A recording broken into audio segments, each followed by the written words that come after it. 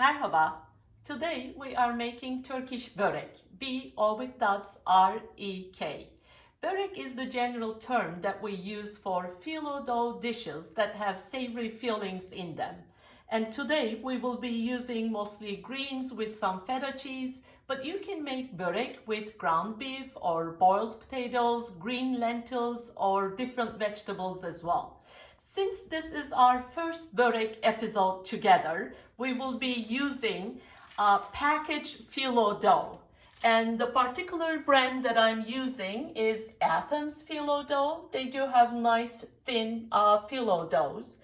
But back in Turkey, phyllo dough is called yufka, Y-U-F-K-A. And there are special shops where they sell fresh yufka. They are made daily and you just buy them and you use them and have wonderful results at the end. But in the upcoming episodes, we will be making our own phyllo dough from scratch. We will knead the dough and roll it with a roller pin, put our fillings in, and then bake them in the oven. So let's have a look at the ingredients that we have here today. By the way, our phyllo dough is just thawing right now because it was frozen. And feta cheese, we will crumble the feta cheese. And we are not using any salt because feta cheese already has salt in it. And the other filling ingredients are spinach. I have like 3/4 of a pound here, and a bundle of parsley. Some beet leaves. I purchased some beet roots the other day and I've decided to use those fresh leaves as well. A bundle of dill and then a few scallions. And I have 1 onion that I will be chopping and sautéing in olive oil, and I will mix it with all the filling here. And to season our filling, we will be using some black pepper and also some red pepper flakes. And then while we are working on our phyllo dough, we will be brushing the phyllo dough with some olive oil. I have about 1/2 cup of olive oil here, but if this is not enough, we can always add some more to it. And once we complete our phyllo dough, we will be glazing it with a mixture of egg yolk and milk. And then once we finish brushing all the börek with this glazing, we will sprinkle some sesame seeds and caraway seeds. Then we will bake them in the oven and it will be ready. All my greens are washed and chopped. Here are my beet leaves that are finely chopped. And next to them, I have parsley and dill and the scallions. And here are the spinach. So all my greens are ready to go. And I would like to draw your attention to the feta cheese as well. You may just crumble the feta cheese by using a fork, but I prefer to use a grater, especially this big side. Then the pieces are kind of more equal in size to one another. And our sautéed onions are here. So what we will do now is combine everything together. It doesn't really matter in what order you do this because the idea is once you put everything into this bowl, we just mix them thoroughly. And let's put the feta cheese in there. Then comes parsley, dill, scallion mixture. And then the beet leaves. I mean, you don't have to have all those greens to come up with a kind of filling for making börek. You can just use feta cheese and parsley, that's possible too. I would like to add some red pepper flakes and some black pepper just to season. Then the next step is to mix everything. I mixed all of my filling. It's ready right here. And the olive oil and a brush. I would highly encourage you to get some paper towel because this really makes the rolling pretty easy. And this is critical. My phyllo dough is underneath this kitchen towel, and the kitchen towel is damp just a little to make sure phyllo dough does not dry out very quick. Each time we will be using 2 phyllo doughs. So I just want to make sure I get the 2 and then cover them again with the kitchen towel. Here we go. And you know how it is. Sometimes it can be a bit frustrating to work with phyllo dough because they stick together and it's not easy to get them apart, and then you might have a corner that's missing. It's fine because we are using 2 pieces of phyllo dough on top of each other, so it will be thick enough to hold all the filling in there. I'm brushing it with olive oil right now, and then I will be putting my second one right on the top of this guy here. Yep. And then let's put some filling in there. I like using a lot of filling actually, so but the important thing is to distribute it equally. So just make sure you have filling equally distributed on your phyllo dough here. So let's just do the first rolling, and then I will be using my paper towel to do the rest of the job.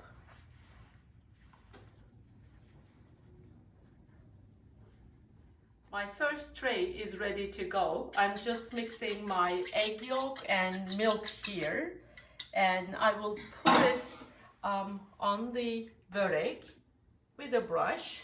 So just glazing it basically.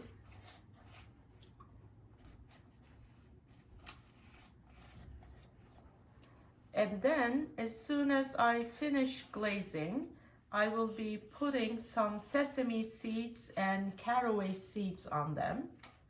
It really kind of helps with the flavor, but also I think it just looks beautiful. Let me just stop here for a minute and show you the amount of sesame seeds that I sprinkle. It's a personal thing, as you can imagine. I mean, you can put less, or if you don't want any, don't put any, you know. Then comes the caraway seeds.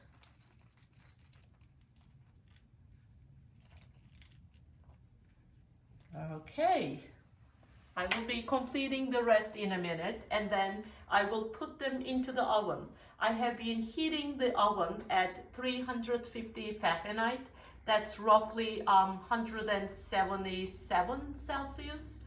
And I will bake them in there for 20 minutes and then see if they are done or not. If not, I'll just keep them in the oven for another 10 minutes. Stay with me. Let's see how they look when they are done. So first batch of börek is ready. It smells so beautiful. We just can't wait to try it, but we need to wait at least for 10-15 minutes till it cools off a little bit.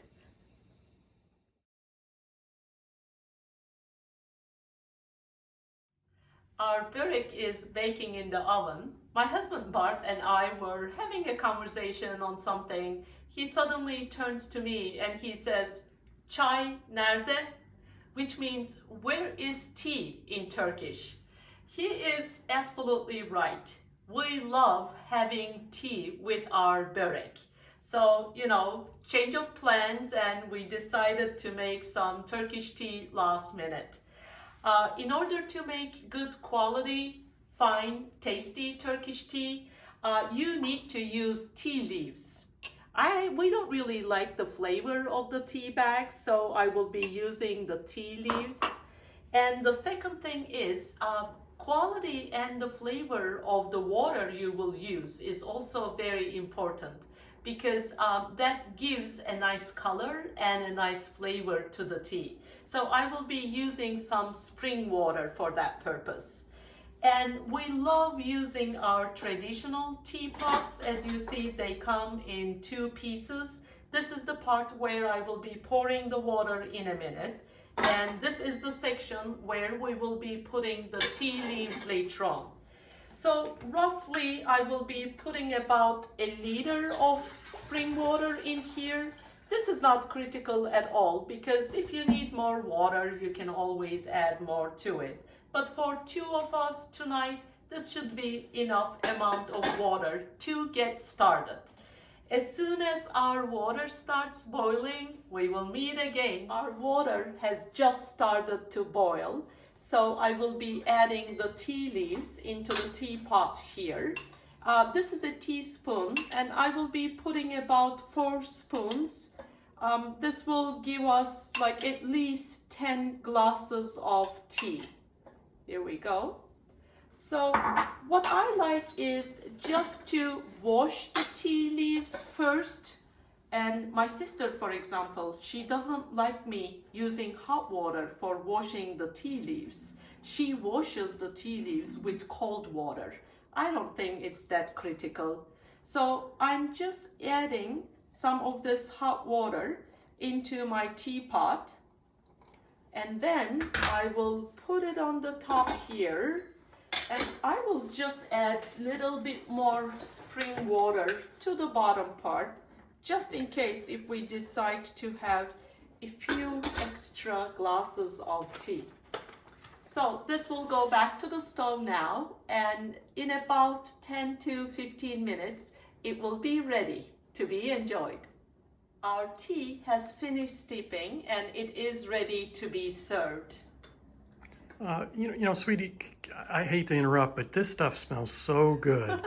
I just can't help myself. I just have to try one of these. Oh my God. Go for it. It's so good. Know. I can't help myself. Thank you so much. Pleasure. May I continue now?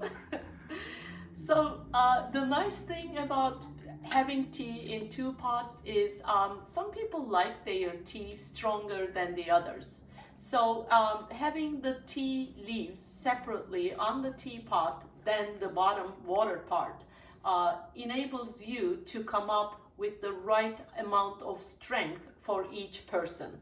For example, my husband Bart likes his tea pretty light. So I will be kind of putting that much tea for him.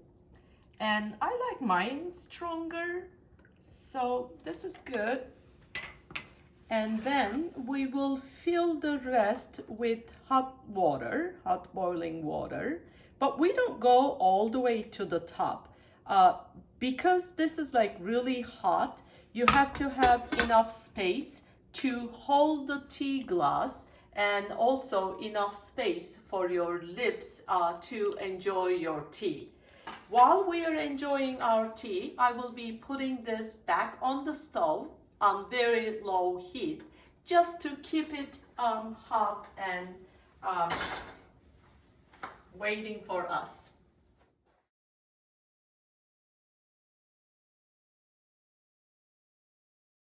Okay. Bartjum, I will be pouring myself another glass of tea. Can I get you one more? I'd love to, but I really can't. I've had so much that's so good, but I've had six pieces of Börek and 3 glasses of tea. I don't think so. You still have what? Other 7 glasses of tea to go. Just No, one more glass. Please, no, I can't. I insist, Bart. Oh, really? Yes. I can't. No, it's impossible. You know, this goes on in Turkey for days like this, it seems. The only way to stop the incessant offering of seconds, thirds, and fourths, at least for tea, is you put your teaspoon over the glass, and that says, I can't drink anymore, I'm finished. So here we are. That's what he thinks, not with me. I will get him another cup of tea.